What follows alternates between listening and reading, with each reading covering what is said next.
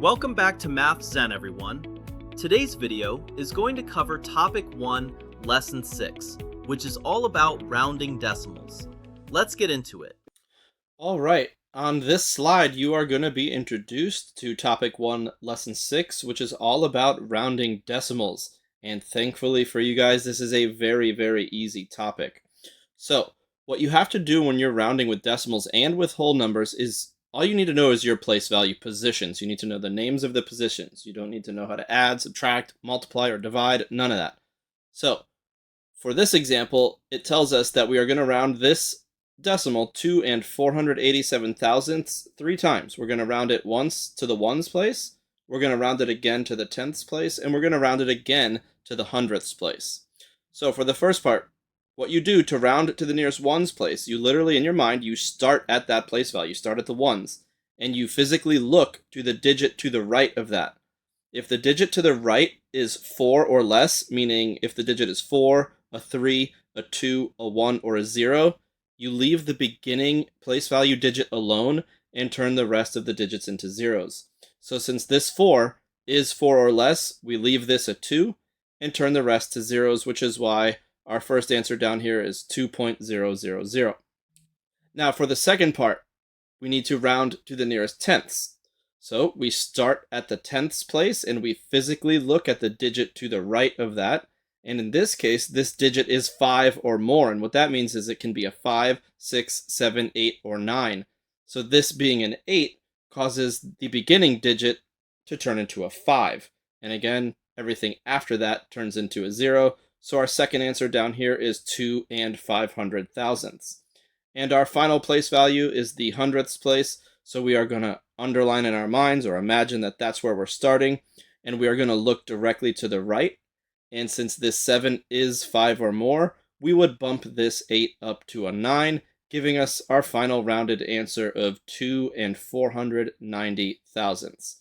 Now, it really is as easy as that. Your only hurdle here is if you do not know the names of each of your place values, because most problems will tell you what place value to start at in word form.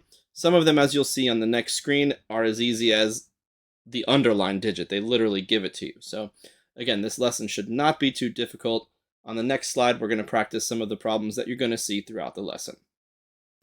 All right, as promised on this slide, you're going to have several problems that are very realistic to what you might see during your lesson today.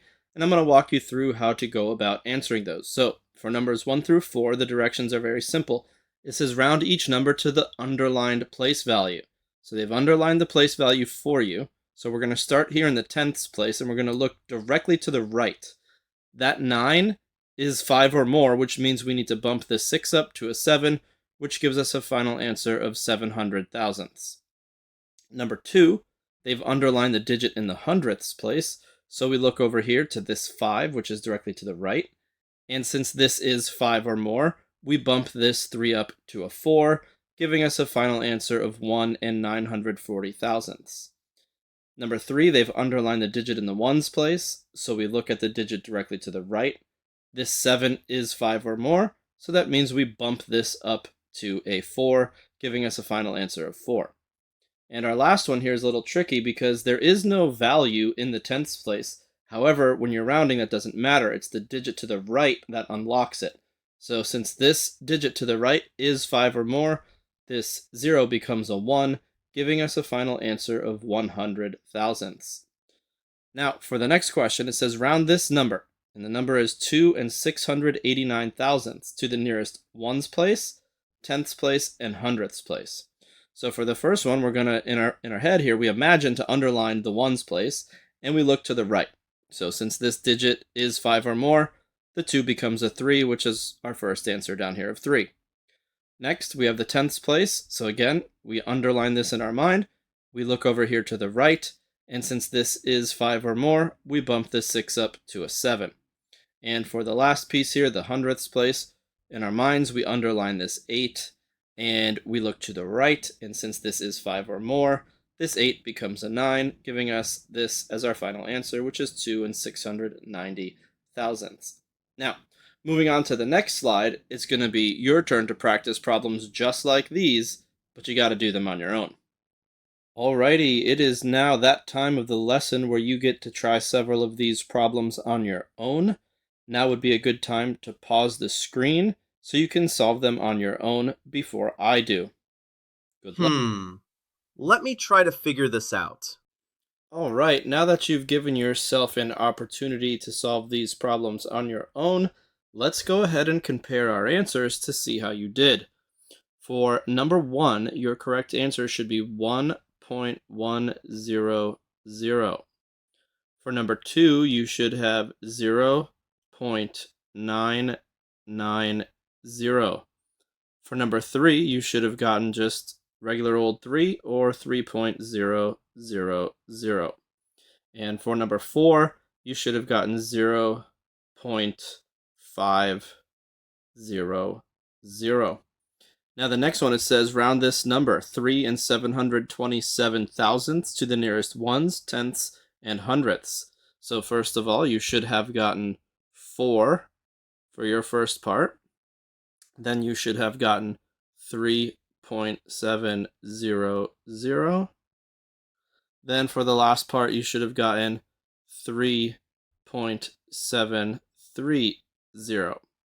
Now a little bonus question at the bottom says, which place value gives you the most accurate rounding? So if you look at the example above here, if we rounded to the ones, we were left with 4.